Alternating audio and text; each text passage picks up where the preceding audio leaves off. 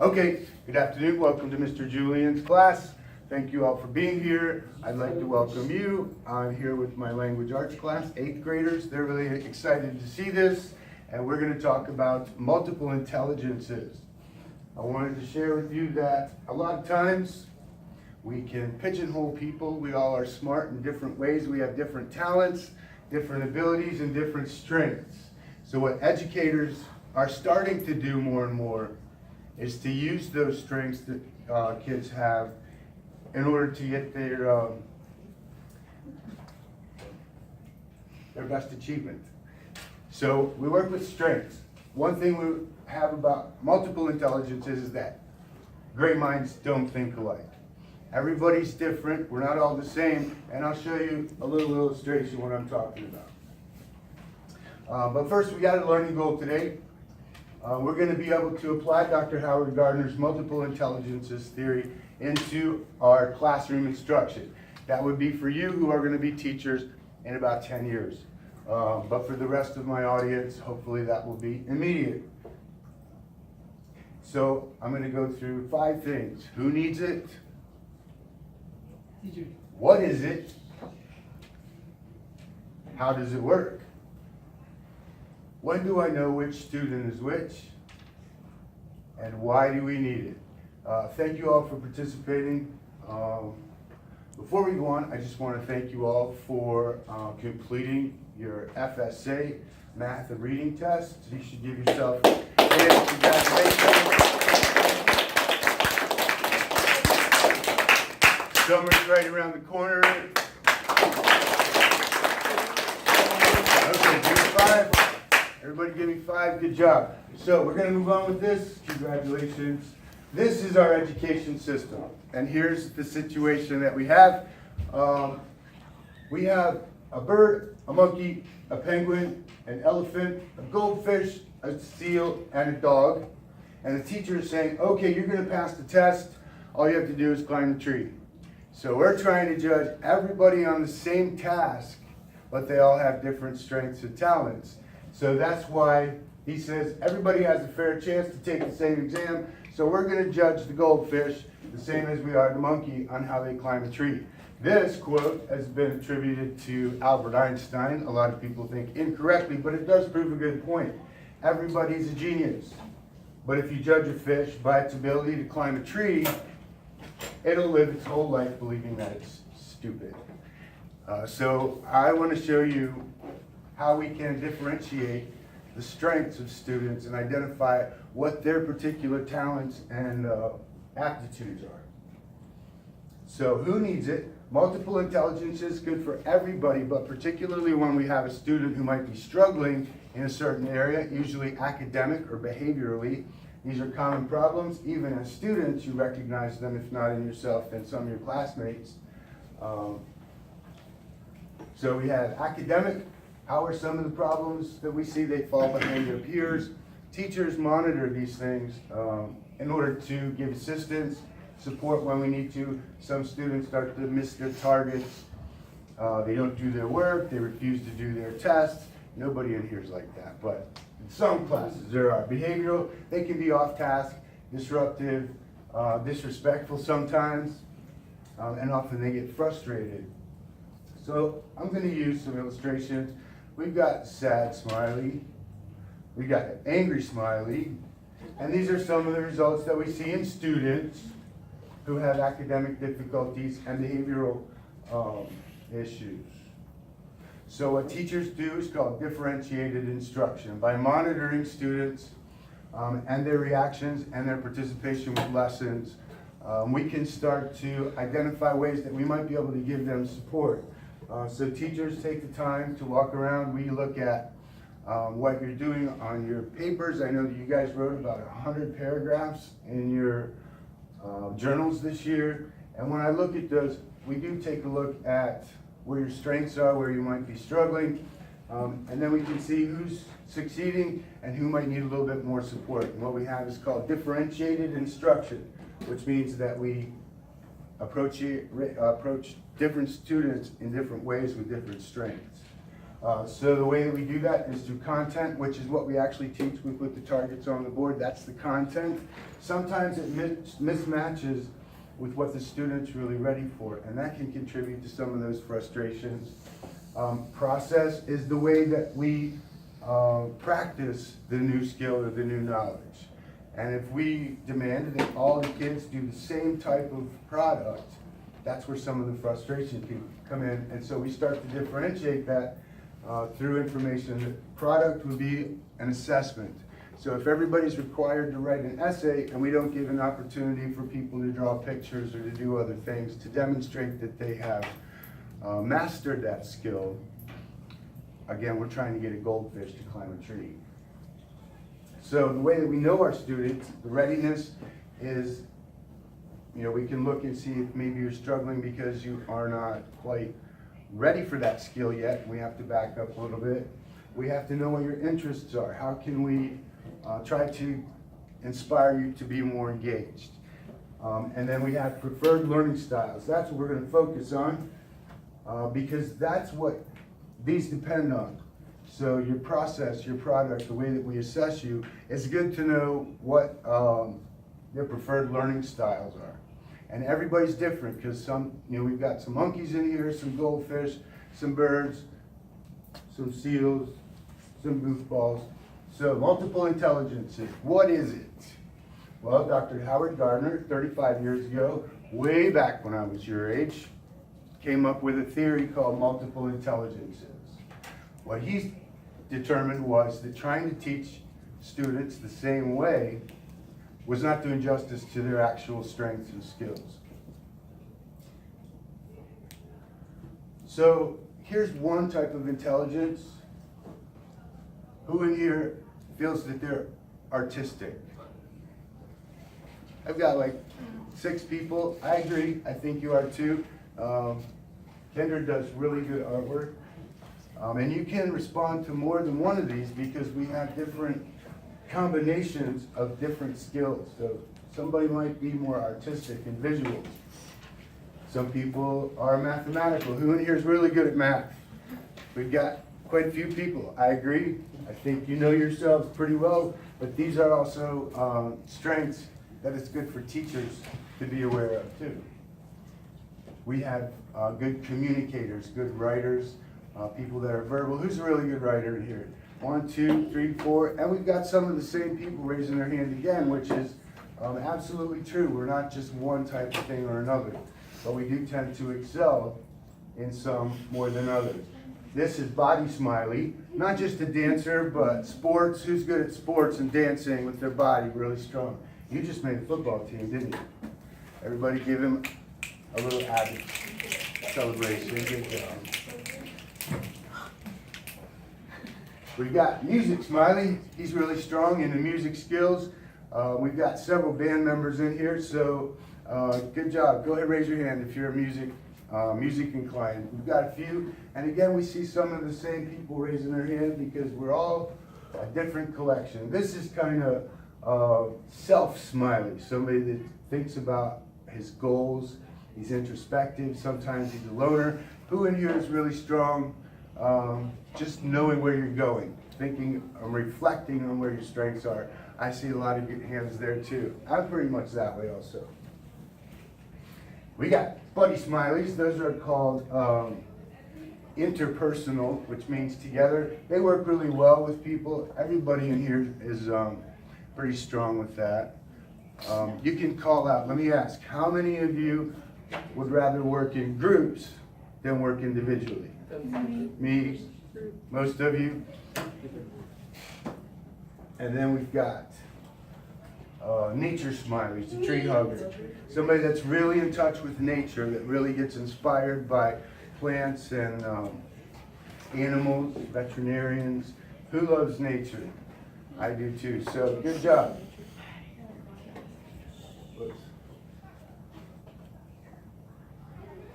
So really quick, Gardner's intelligences.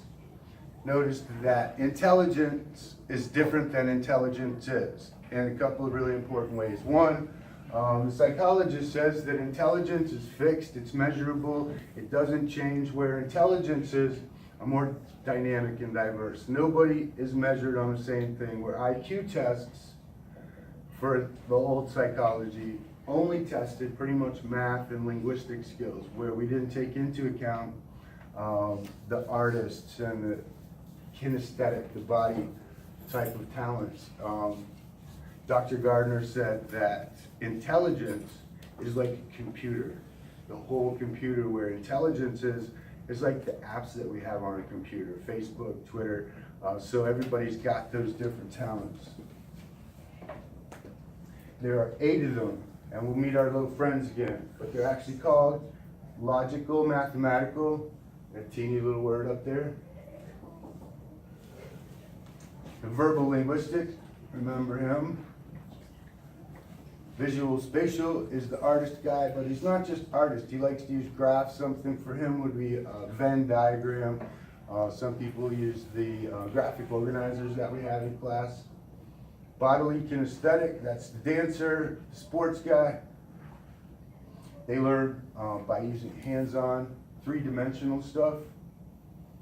We've got the musical rhythmic, interpersonal, which is the guy that's the buddy smiley, really friendly. Intrapersonal means within.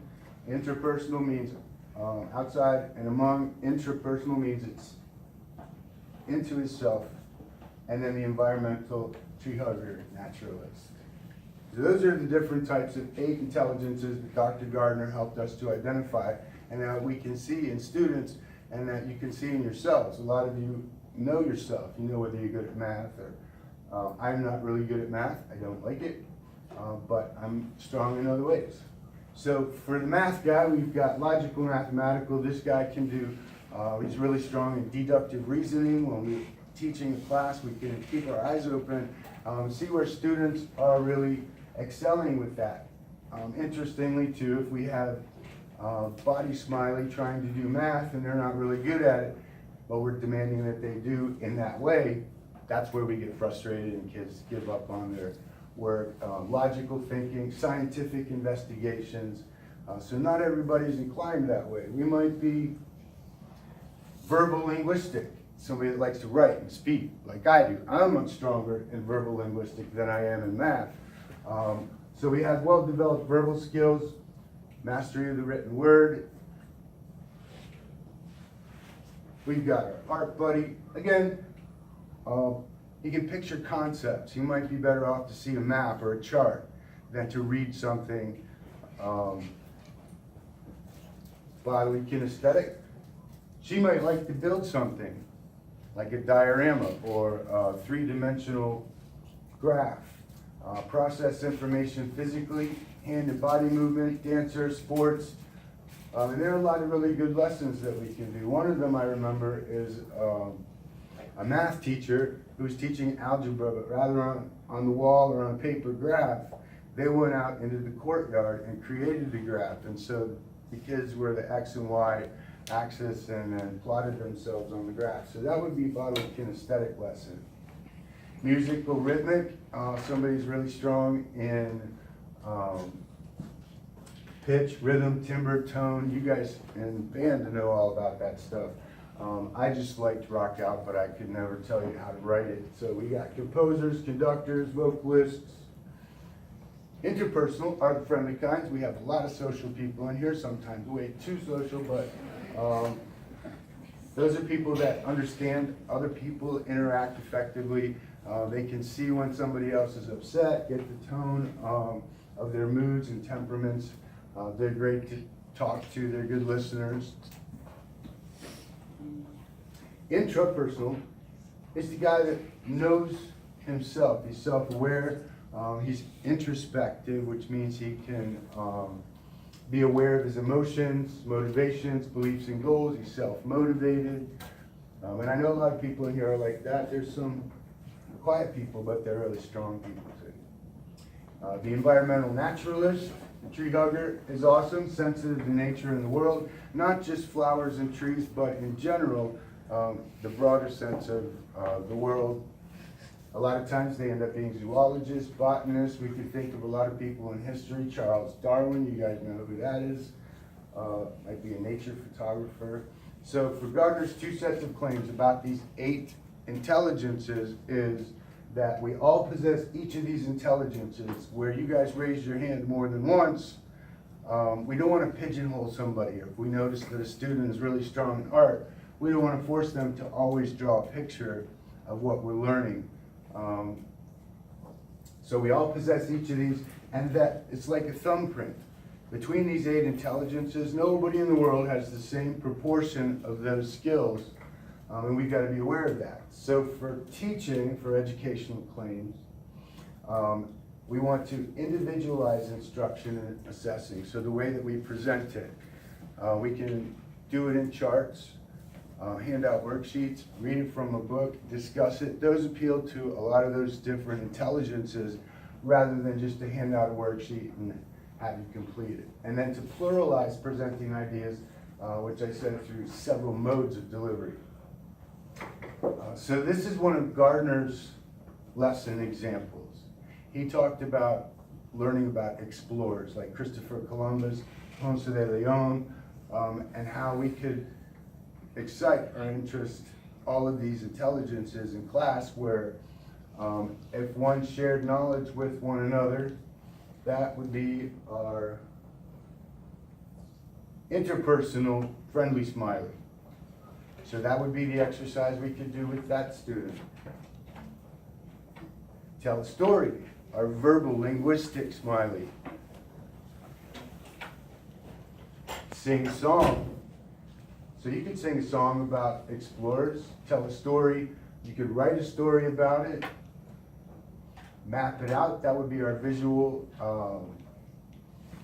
smiley. Act out a scene, that would be body kinesthetic, so we've got dancer smiley. What would the explorer draw? Another visual type lesson. What numbers are important for each and why? So somebody might say 3 is important to Christopher Columbus. Why would 3 be important to Christopher Columbus? Does anybody got an idea? What about the Nina? Yeah. The number of ships. Exactly. You know what they are? Um, Go ahead. The Nina, the Pinta, and the Santa Maria? Yes. So if I said, what numbers are important to Christopher Columbus, and he said 3, and then the student would explain that, then we've got information from a math smiley. Recreate a time when you were an explorer, or did the exploration pay off? So we might self-reflect, think about some activities or some exploration that we had of our own. So how does it work? Differentiated instruction is based on the student's preferred method of learning. So remember when I introduced that, we said we're going to focus on the preferred method of learning because in order for teachers to know the way that we should present to a certain student or the varieties, we want to know the student's preferred method of learning. So then we would know how it's presented and how it's assessed. So it's good for us to measure students' skills and mastery by allowing them to present it in their special way. Somebody that's verbal might give an oral presentation. Somebody that's artistic or visual could draw charts and graphs. In any case, we're still measuring the same information, so we don't have to just give everybody a multiple choice. Then I would be asking a goldfish to climb a tree, which is questionable about the state exams because everybody is tested the same way on those standardized assessments. So if we're talking about content, we could use books, movies, pictures, graphs, songs, discussions, and all that stuff. Then we're going to be appealing to everybody's intelligence and not just one kind. The process and the product is where we give you choices. So on a lesson, you could come in and do a drawing, or it would be acceptable for you to work in pairs or groups, which is why sometimes we have groups, we do pairs work, independent. That way everybody gets a chance to practice in their own intelligence, their own strength.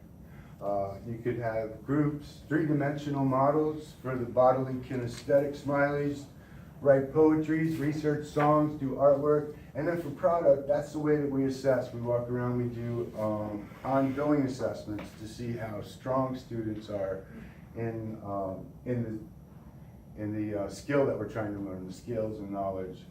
Once we see that, then we can move some groups around. I know that, sometimes we put different students together. If they continue to struggle, sometimes we also have students work with another teacher, have even smaller groups. So this is just a quick practice. You can answer if you know. I just wanted to talk about a lesson on photosynthesis for elementary school. So for bodily kinesthetic, who can think of how we might have that student learn and practice and demonstrate photosynthesis? I would say she could move around, act out the process. So she could start out and be a flower, grow up, or you got two people, one's chlorophyll, one's chloroplast. Tree hugger, a good classroom experiment. Growing a plant in class would appeal to that student's sense of naturalist, environmentalist. Read a book about it. That's always a good one, especially in language arts. You could render a drawing, or you could even draw a chart, draw the cycle of chlorophyll. This guy could think about how events in his own life have transformed him, similar to the way chloroplasts transform a plant and the chlorophyll. Musical, sing songs about photosynthesis. They have everything on YouTube. I'm sure we could find a fun song about photosynthesis. In an algebra class, I hear the quadratic song coming out of there all year long. I think there's a girl in here that sings it pretty well. Yeah. Good job. You want to sing right now? No, please. Okay. And then think pair shares when we have pairs, and you guys think about first what photosynthesis would be, and then you talk with each other about it. So we'll do it the other way, with a little bit more advanced. So if we had a lesson on economics, the law of supply and demand, which just means as long as people want it, there's going to be somebody to supply it. So we have to read about it. That strength would be verbal linguistic. We have study mathematical formulas about it. That would be the math smiley, or what we call logical mathematical. Examine a graphic chart. Who can think of the word for that? Visual. Visual, spatial. Observe the law in the natural world. What is it? The tree hugger. It is the tree hugger. The word for that is environmentalist, naturalist. Examine the law in your own body. That's intrapersonal. Interestingly, that would not be bodily kinesthetic because it's introspective. He's examining it. Bodily kinesthetic in that way would do movement or hands-on kind of things. This guy is just examining it within himself. So that would be intrapersonal. Observe the law in the human world. So we're connecting with other people's experiences. That's interpersonal. And then lastly, write a song. Who remembers what we called that? Musical rhythmic.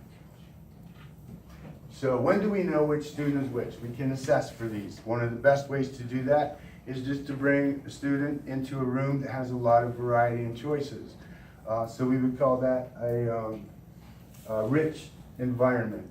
So if a student has a choice, we would observe where are they drawn, where do they spend most of their time, and that's going to give us an idea of where that child's preferred learning style is. Because remember, when we have the unhappy smiley or the, you can get that for me, I appreciate that, thank you. And then we also have the spectrum classroom. This is our Gardner's ideas. One is also the Children's Museum. In a Children's Museum, again, you would have a selection of activities. And was there somebody on there? No. It was a fake phone number? Great. We're getting crank calls from the main office. And then it's important to notice also when students get frustrated. So if they're at an area, they're trying to do a puzzle or something, but we also want to challenge students too. So we don't want to try to always make things easy. We do want to have the art or the visual learner practice writing and do things that are uncomfortable, because that's how we learn and grow also. Thank you. Will you give that to Adam Maris for me, please? Thank you so much. Just a disclaimer, this YouTube video will not display any students in the public school system. So this would be a rich environment. You've got activities for different students doing different things. We got the math, we got the teacher reading a book. So this would be a rich environment. It's also a really pretty picture. It was drawn by a middle schooler too, by the way. So why do we need it? And I'm going to wrap it up here, because we have the students who's struggling academically. We have the student who's struggling with behavior. And it's also good just for all the students to be aware of what their strengths are and to provide them with choices in both learning and in testing, because we have the behavior and the academics. For academics, how does it help? It reinforces concepts, it keeps it fresh, gets kids interested, it builds on their strengths, strength-based, student-centered. For behavior, it improves classroom management in general. When we have a variety, kids are engaged, they're doing what they like to do. And then students often feel successful. Once we feel successful, that can inspire us to want to learn a little bit more. So when we give students an opportunity to feel a sense of achievement, that can minimize any type of unwanted behaviors and make them a little less grumpy. The grumpy kid can sometimes work much better in groups. He becomes a participant in class and in his pairs. And then finally, this is why we do it, because we get happy students. And the angry student becomes a happy guy. So I appreciate you spending this practice time with me. And this is my teacher video for teachers. And that's it. Thank you so much for your time.